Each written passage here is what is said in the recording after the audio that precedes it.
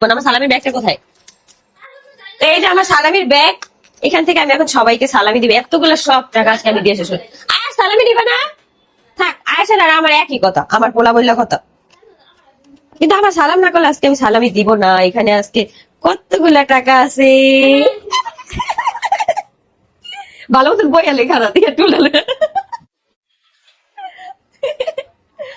কে কে সালামি দিবে আসো। কই কে কে সালামি দিবি? আয় আয়, না এমনি তাহলে আমি দিব না। তো আখির ছেলে আয়াসের জন্য ঈদ সালামি পাঠিয়েছে আহাদ। এই যে আপনারা দেখুন, অনেকগুলো টাকাই কিন্তু গতকাল রাতে আহাদ আয়াসের জন্য ঈদ সালামি পাঠিয়েছে। এই যে টাকাগুলো দেখে কিন্তু আখি অনেক খুশি। আখি কখনো ভাবতেই পারেনি যে আহাদ এইভাবে আয়াসকে ঈদ সালামি পাঠাবে। আহাদ ভেবেছিল তিশা ব্যাপারটা কোনোভাবেই জানবে না, কিন্তু তিশার কানে কিন্তু ঘটনাটা পৌঁছে গেছে। তাই নিয়ে কিন্তু চলছে আহাদ তিশার মধ্যে মনোমালিন্য। আজ কিন্তু ঈদুল আজহা অনুষ্ঠিত হচ্ছে, তো এই দিনেও কিন্তু আহাদ তিশার মধ্যে রীতিমতো লেগে গেল মনোমালিন্য।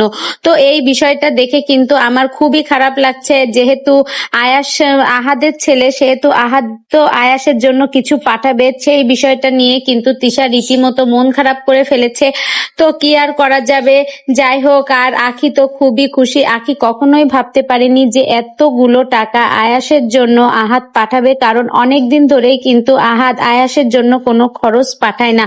তো ঈদ উপলক্ষে কিন্তু আহাদ এই নিজের বাবার দায়িত্ব থেকে এতগুলো টাকা পাঠিয়েছে।